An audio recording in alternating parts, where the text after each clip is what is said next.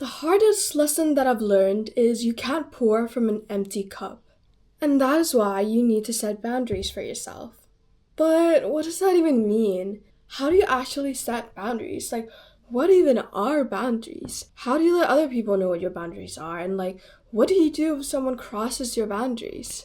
These are all of the questions that baffled me in the past, and today I'm going to be trying my best to answer those questions so that you guys can establish healthy boundaries. Hey, welcome back to Trying My Best podcast.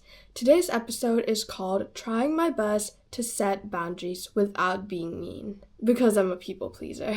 First of all, many people, myself included, may find that we already have a vague idea of our boundaries, but we think of them as more of common sense or basic manners. It's what we expect from people, and we need to stop thinking that everyone has the same basic manners, basic social cues, because that's really just not the case, and you can't expect people to know what your boundaries are, because these expectations of what people should be doing are your boundaries, okay? You need to communicate it clearly to people that these are your boundaries. What you expect from people is the easiest place to start to realize what your boundaries are. Let me just put this into perspective, okay? Let's say Zoe is in her PJs. It's a relaxing night for her. She's had a very tough day, She's ready to do her self-care routine and just relax for the night. It's after 9 p.m., but then out of nowhere, her friend calls her. And Zoe is thinking to herself, right? This is outrageous. To some people, this may be fine, but to Zoe, she's had a rough day. Does this caller not get that she wants some alone time? What Zoe doesn't realize is that this is exactly what her boundaries are. Now, how can Zoe communicate to this person who called her that she needs the time to kind of be by herself and just relax? As an easygoing girl, it's kind of hard to realize exactly what your boundaries are. For example, I personally have experienced this feeling in the past where my friends would tease me, and it's it could almost be seen as mean, but it's not. I'm fine because I don't let what they say affect me. But sometimes I wonder, why aren't they also treating other people that way? And I realize that that's because that's other people's boundaries, but they're not mine. And my friends aren't doing that to other people because other people would get mad and, they wouldn't allow it. So I sometimes think to myself, should I have this boundary too? Since it seems like everyone's not okay with it. Maybe I shouldn't allow it to happen either. But boundaries are a very personal thing, guys. It's different for everybody. Whatever is the limit to you or is sacrificing your needs is considered your boundary. Now, let's talk about how to effectively communicate to the people around you about your boundaries. The first step is to be very clear about what your boundaries are. You need to stand your ground and believe in your boundaries, okay, before you can even confront anybody about it. If it makes you feel better, you can even write down a list of your definitive boundaries to make it feel more concrete, When someone attempts to or has crossed a boundary, it's very important to let them know that you're not okay with it. Never ever expect them to know, okay?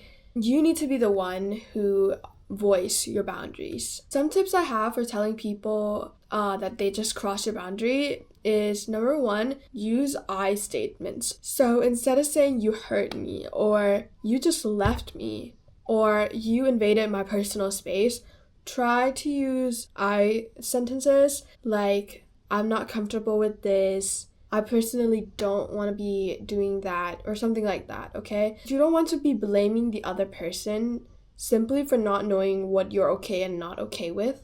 And I did talk about this in my previous episode called Difficult Conversations, but it's just such a good way to avoid accidentally blaming the other person and just using offensive language. Number two is to avoid over-explaining or justifying yourself.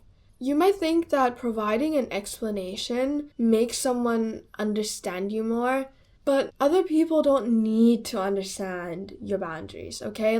There will be people who just don't get it. Because everyone's so different and everyone has really different limits. It's just impossible for everyone to understand you and vice versa as well. And sometimes if you're trying to justify your boundary, other people can find a way to twist your words. For example, let's go back to our Zoe example. Let's say Zoe's friends want to make some plans and hang out, but Zoe has already hung out with her friends for 3 days that same week. And Zoe also has been doing a lot of work. She's really tired, so she wants to take the time to relax for the day. Let's say Zoe says all of that to her friends. Instead of just accepting it, her friends might be saying stuff like, you can relax when you're hanging out with us. Do you not feel relaxed when you hang out with us? Do you see how easily your words can get manipulated? And that's why I truly believe that you shouldn't be over-explaining something. Sure, you should explain your priorities, your boundaries, but don't try to justify your reasonings, okay? Just say what your boundaries are, say what you're not comfortable with, and leave it at that. See how the other person responds to you, okay? Real ones should accept your boundaries. So just know that it is okay to just say no. That is the end of this episode. Hopefully now you guys are more confident in building and acting on your boundaries. It may feel a little bit weird at first, but just remember that the more consistently you show up for yourself and you stay grounded in your boundaries, the easier it will be for the people around you to respect your boundaries. The most important thing is that you keep trying your best, and that's more than enough. See you in the next episode.